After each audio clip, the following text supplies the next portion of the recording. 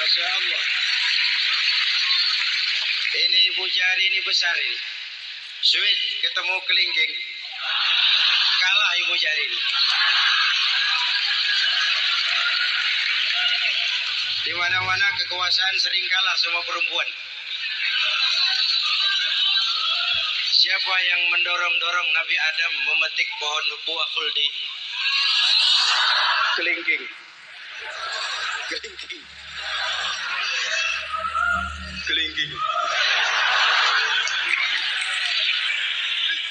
Julius Caesar tunduk kepada Cleopatra. Siapa Cleopatra? Kelingking. Napoleon, singa daratan Eropa, the Lion of Europe, luas kekuasaannya, hebat tentaranya, bertekuk lutut di bawah kaki Margaret Josephine. Kelingking. Hadirin yang saya hormati, kalau 5 pilar ini bersatu, ringan sama dijinjing, berat sama dipikul, kita akan jadi satu bangsa yang kuat. Jelas? Jelas? Dengan Ramadan, dengan tabligh akbar malam ini, mari kita jaga semangat kebersamaan. Saya selalu mengingatkan sekarang lebih banyak tukang kompor daripada tukang lem. Lebih banyak tukang kompor daripada tukang lem. Hangati sana, sulut sini, bakar sana, panasi sini. Terbakar kita, dia lari tepuk tangan. Dan kita yang rugi. Jelas? Jelas? Ini hal yang kedua. Reformasi sosial mengikat manusia dengan tali akidah, mempersaudarakan manusia dari manapun orang datang, apapun warna kulitnya, dari suku apapun ia dilahirkan, kalau akidahnya sama, itulah saudara kita.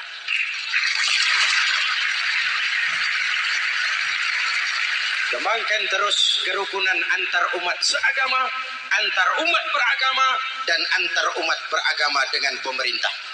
Muslim bagaikan satu tubuh. Jikalau yang satu sakit, yang lain ikut merasakan sakit. Muslim bagaikan sebuah bangunan. Yang satu sama lain harus saling memperkuat. Ada yang jadi tiang, tentu. Ada yang jadi pintu, memang. Ada yang jadi genteng, iya. Tapi satu sama lain harus saling memperkuat. Tidak bisa genteng ngomong sama tiang. Kata genteng, saudara tiang, kamu si enak. Saya setengah mati, kata genteng. Hujan kehujanan, panas kepanasan. Kadang-kadang anak-anak nakal saya dilontari batu, kata genteng. Yang jadi tiang ngomong lagi. Kata tiang, saudara genteng, jangan sembarangan kalau ngomong. Kamu kira kamu bisa nongkrong di atas? Itu gara-gara siapa, genteng?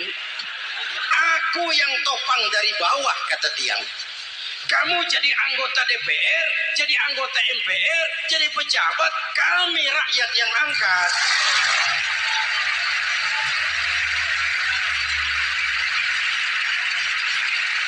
Jangan waktu di bawah rajin ngamalkan ayat kursi, dapat kursi lupa sama ayat.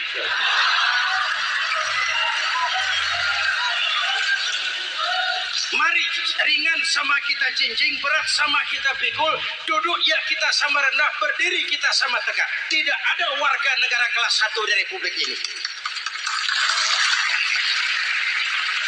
Ini reformasi kedua. Yang ketiga, reformasi menegakkan keadilan, menyelamatkan manusia dari kezaliman. Sebelum Islam datang, sebelum Rasul datang, manusia dibedakan oleh hartanya, manusia dibedakan oleh warna kulitnya, manusia dibedakan oleh keturunannya. Beliau dengan tegas mengajarkan, innallaha la yanzuru ila suwarikum wala ila amwalikum walakin yanzuru ila qulubikum wa a'malikum. Allah tidak melihat potonganmu, Allah tidak melihat hartamu. Yang Allah lihat itu hatimu dan amal perbuatan.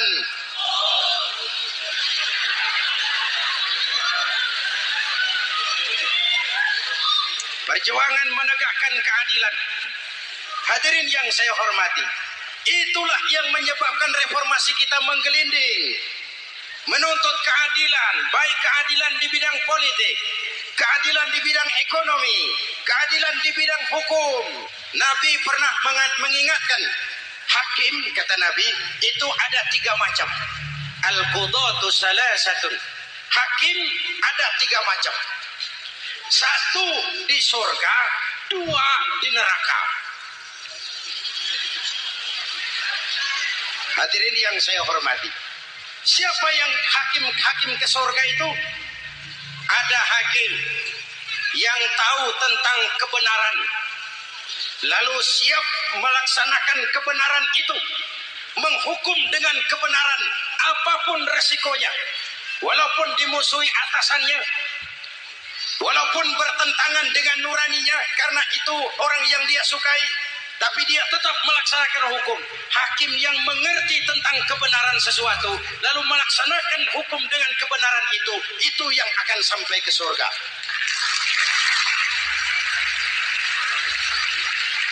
Yang kedua, ada hakim tahu tentang kebenaran tapi tidak mampu melaksanakan hukum dengan kebenaran itu.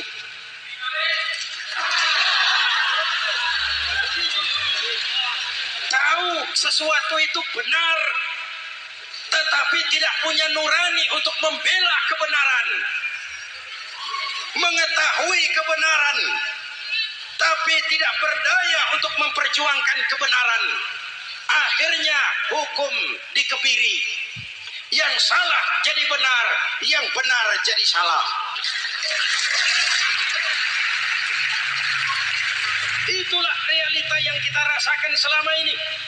Yang baca Quran dengan suara merdu dapat piala. Yang mengamalkan Quran dengan konsekuen dapat penjara. Yang berteriak-teriak menegakkan keadilan dianggap aneh.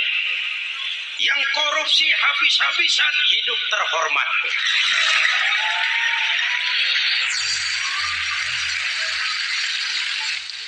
Jadi yang kedua tadi hakim yang tahu kebenaran tetapi tidak mampu melaksanakan hukum sesuai dengan kebenaran. Diperkosanya kebenaran, ditekannya hati nuraninya, sehingga ini yang mengakibatkan terlukanya perasaan keadilan. Yang ketiga lebih celaka lagi, ada hakim yang tidak mengerti tentang kebenaran lalu melaksanakan hukum dalam ketidakmengertiannya. Bodoh melaksanakan hukum dalam kebodohan, itu pun menyebabkan orang masuk neraka. Na'udzubillah. Hadirin yang saya hormati, reformasi yang dilaksanakan Rasul berjuang menegakkan keadilan. Setelah membebaskan manusia dari ras diskriminasi, an-nas kulluhum li Adam wa Adam min turab, la fadla li Arabiyyin ala ajamiyyin illa bitaqwa. Seluruh manusia berasal dari Adam. Adam diciptakan dari tanah dan tidak ada kelebihan Arab dengan yang bukan Arab kecuali dengan takwanya. Saya masih ingat sebuah cerita. Mau dengar? Mau dengar? Pada waktu Umar bin Khattab radhiyallahu anhu menjadi khalifah, menjadi Amirul Mukminin, itu yang jadi gubernur di Mesir adalah Amr bin As. Satu saat Amr bin As ingin mendirikan masjid, tapi tanah lokasi masjid itu milik orang Yahudi. Ada gubuk di situ. Dipanggil Yahudi ini oleh Amr bin As. Saudara Yahudi? Iya. Itu rumahmu ya? Iya. Sudah tahu belum? Belum. Ya memang saya belum kasih tahu. Begini, kamu bangun sembarangan saja. Rumahmu kena jalur hijau itu. Lalu saya mau bangun masjid di situ. Ya tapi ada rumah saya, Pak. Sudahlah, rumahmu saya bayar, saya beli. Enggak mau, Pak. Rumah saya cuma itu-itunya. Saya bayar 2 kali lipat. Enggak mau, Pak. Enggak mau. Sudahlah, saya ganti rugi. Ya, enggak mau, Pak. Namanya juga ganti rugi, Pak. Biar digantikan tetap rugi.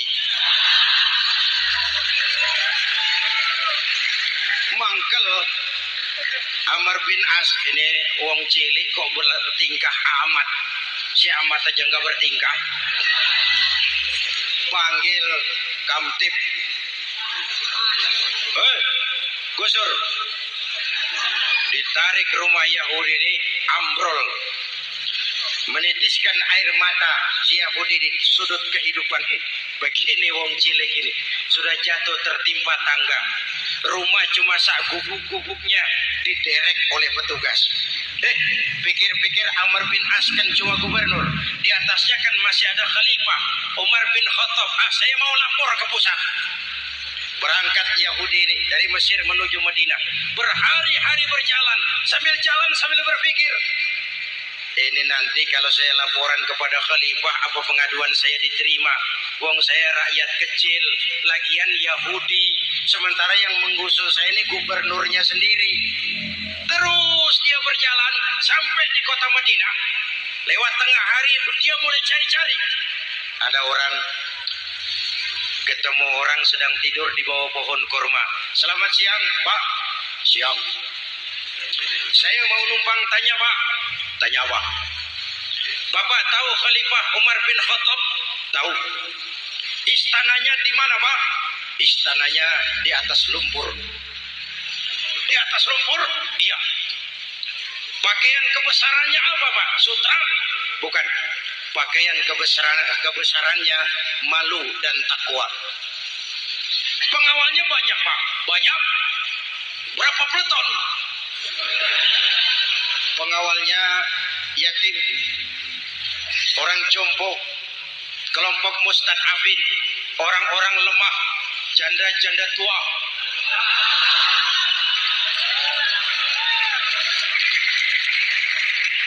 Itu pengawalnya. Pakaian kebesarannya malu dan takwa. Pengawalnya orang-orang lemah tidak berdaya. Kok begitu, Pak? Begitulah Umar bin Khattab. Orangnya sekarang di mana, Pak? Di depan kamu. Jadi Bapak, iya. Bapak, iya. Saya Umar. Ada apa, Mas? Kau yang datang dari Semarang waktu itu. Gini loh, Pak. Saya mau menuntut keadilan. Keadilan kenapa? Gubernur Bapak Amr bin As itu, Pak, zolim. Kenapa dia? Gubuk saya main tarik saja. Runtuh. Saya nggak punya rumah lagi, wong saya ini golongan makmur. Cuma rumah sama sumur.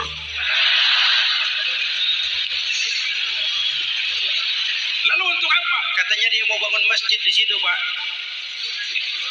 Dipaksanya rumah kamu ditarik sampai runtuh. Iya. Yahudi. Ya, Pak. Itu ada tempat sampah ya. Betul, Pak. Di situ banyak tulang unta. Coba kau cari satu tulang unta bawa ke sini. Bingung Yahudi. Pak, saya jauh-jauh dari Mesir ke sini ini mau cari keadilan. Kalau tulang unta di Mesir juga banyak, Pak. Sudahlah, kau ambil saja tulang itu. Berangkat Yahudi penuh tanda tanya, ambil sebuah tulang unta, diberikan kepada Khalifah Umar bin Khattab. Tulang ini diambil, Umar hunus pedangnya, dengan ujung pedang dibuat garis lurus di atas tulang unta itu. Selesai, Yahudi? Ya, Pak. Sekarang kau kembali ke Mesir, serahkan tulang ini kepada Umar bin Amr bin As. Makin bingung Yahudi. Jauh-jauh datang kemari kira mau dapat keadilan, cuma dapat tulang. Ya sudahlah, namanya wong cilik, berangkat dia pulang ke Mesir. Berhari-hari sampai di Mesir. Pak Gubernur, ya lapor. Ada apa Yahudi? Saya dari pusat. Loh, kamu dari Madinah? Iya, Pak. Ngapain sih kamu ke sana-sana? Nuntut keadilan. Kamu bertemu khalifah? Ketemu, Pak. Terus tulang.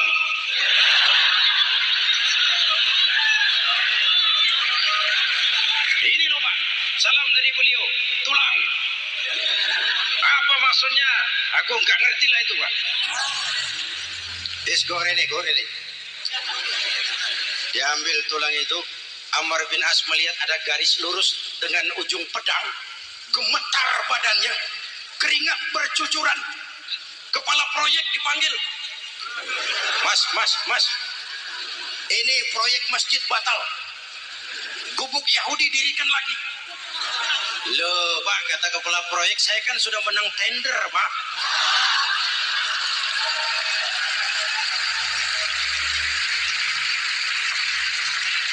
Wes, gak ada urusan, sampean mau menang mau kalah tender, proyek batal. Itu gubuknya Yahudi dirikan lagi.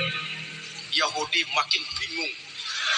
Ada gubernur dapat tulang gemetar. Bagop, ya, sebenarnya apa yang terjadi? Apa-apa. Kamu sedikit-sedikit main pusat.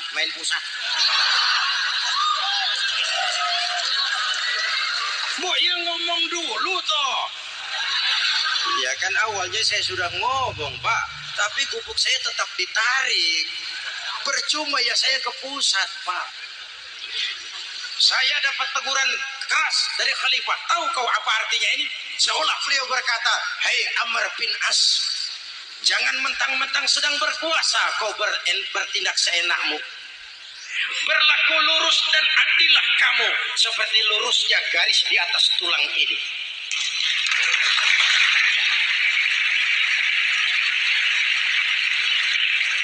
Kalau kau tidak lurus, kalau kau tidak berlaku adil, aku yang akan meluruskanmu dengan pedangku. Itu bahasa simbolik. Siapa yang gak gemeter? Kamu. Pusat. Waduh. Ya ini deh corok kita. Oh Pak, kalau begitu Islam adil ya Pak. Adil. Jadi saya menang Pak. Menang kamu. Padahal saya Yahudi. Tapi menang yuk. Menang. Pak, sudahlah kalau begitu Pak. Bagaimana? Itu gubuk saya ambil saja Pak. Tanah-tanahnya gubuk-gubuknya Bapak ambil. Silakan kalau mau dibangun masjid.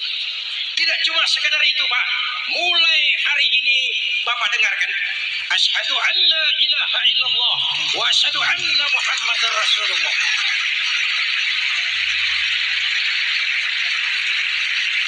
Yahudi bisa menang perkara menghadapi gubernur.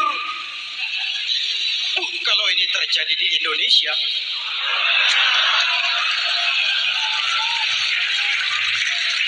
amin.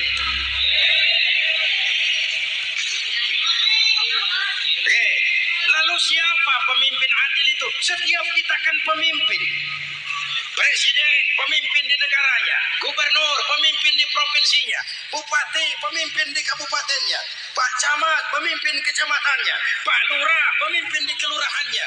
Suami, pemimpin di rumah tangganya. Anak muda, pemimpin bagi dirinya. Dan setiap kita akan dimintakan tanggung jawab.